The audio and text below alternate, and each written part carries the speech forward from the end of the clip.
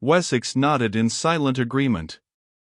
On the table lay the report of Merton, the analyst, concerning the stains upon the serviette which Harley had sent from the house of the late Sir Charles Abingdon. Briefly, it stated that the serviette had been sprinkled with some essential oil, the exact character of which Merton had found himself unable to determine, its perfume, if it ever possessed any, having disappeared, and the minute quantity obtainable from the linen rendered ordinary tests difficult to apply. The analyst's report, however, concluded as follows. Mr. Harley, having foreseen these difficulties, and having apparently suspected that the oil was of Oriental origin, recommended me, in the note which he enclosed with the serviette, to confer with Dr. Warwick Gray.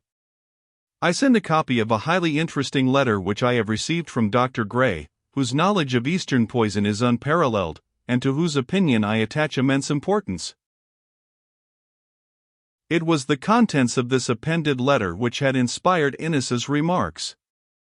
Indeed, it contained matter which triumphantly established Paul Harley's theory that Sir Charles Abingdon had not died from natural causes.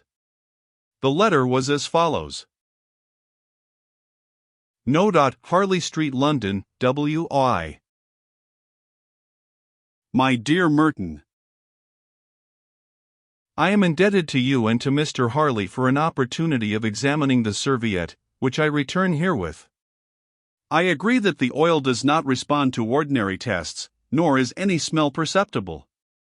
But you have noticed in your microscopic examination of the stains that there is a peculiar crystalline formation upon the surface. You state that this is quite unfamiliar to you, which is not at all strange, since outside of the Himalayan districts of northwest India I have never met with it myself. Respecting the character of the oil employed, however, I am in no doubt, and I actually possess a dried specimen of the flower from which it is expressed. This is poetically known among the Mangars, one of the fighting tribes of Nepal, as the bloom or orchid of sleep. It is found upon the lower Himalayan slopes, and bears a close resemblance to the white Odontoglossum of commerce, except that the flower is much smaller. Its perfume attracts insects and sometimes small animals and reptiles, although inhalation seems to induce instant death.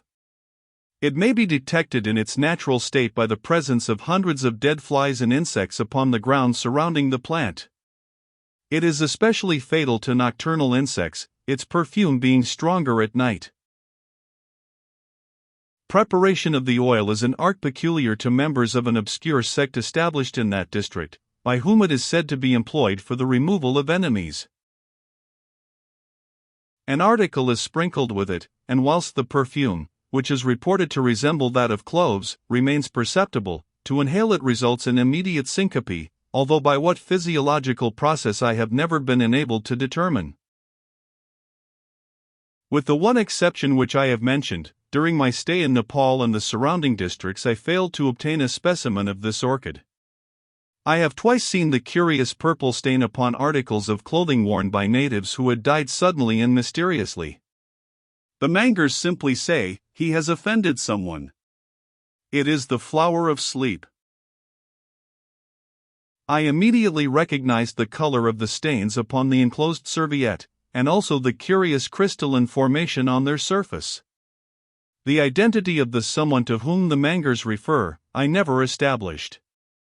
I shall welcome any particulars respecting the history of the serviette.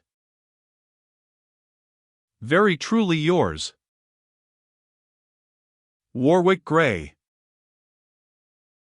Sir Charles Abingdon was poisoned, said Wessex in a hushed voice. For the girl's sake I hate the idea, but we shall have to get an exhumation order. It is impossible, returned Innes, shortly. He was cremated. Good heavens, murmured Wessex, I never knew. But after all, continued Innes, it is just as well for everyone concerned. The known facts are sufficient to establish the murder, together with the report of Dr. Warwick Gray. But, meanwhile, are we any nearer to learning the identity of the murderer? We are not, said Wessex, grimly. And what's more, when I get to Scotland Yard, I have got to face the music. First Mr. Harley goes, and now Nickel Bryn has disappeared. It's almost unbelievable. I took him for a white man, said the detective, earnestly. I accepted his parole for 24 hours. The 24 hours expired about noon today, but since he played the trick on Stokes last night and went out of his chambers, he has vanished utterly. Innes stood up excitedly. Your ideas may be all wrong, Wessex, he cried.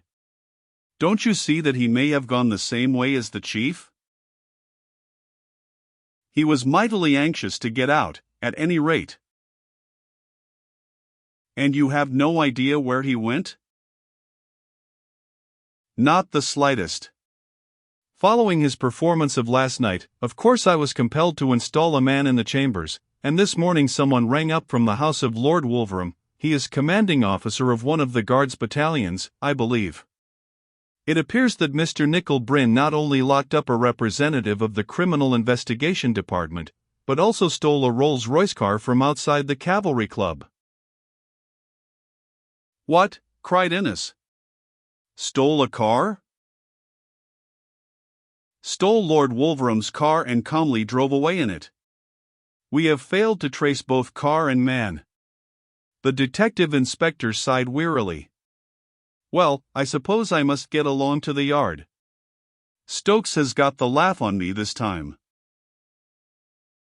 Wearing a very gloomy expression, the detective inspector proceeded on foot to New Scotland Yard, and being informed on his arrival upstairs that the assistant commissioner was expecting him, he entered the office of that great man. The assistant commissioner, who had palpably seen military service, was a big man with very tired eyes, and a quiet, almost apologetic manner. Ah, Detective Inspector, he said, as Wessex entered. I wanted to see you about this business of Mr. Nickel Bryn. Yes, sir, replied Wessex, naturally.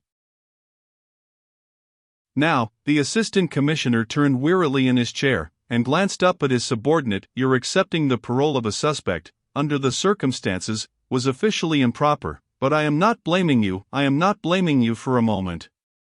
Mr. Nickel Bryn's well-known reputation justified your behavior. He laid one large hand firmly upon the table. Mr. Nickel Bryn's absence alters the matter entirely. I am well aware of it, murmured the inspector. Although, continued the assistant commissioner, Mr. Bryn's record leads me to believe that he will have some suitable explanation to offer. His behavior, you will admit, is that of a guilty man? It is, sir, it certainly is. The press, fortunately, has learned nothing of this unpleasant business, particularly unpleasant because it involves such well-known people. You will see to it, Detective Inspector, that all publicity is avoided if possible. Meanwhile, as a matter of ordinary departmental routine, you will circulate Mr. Bryn's description through the usual channels, and the assistant commissioner raised his eyebrows slightly.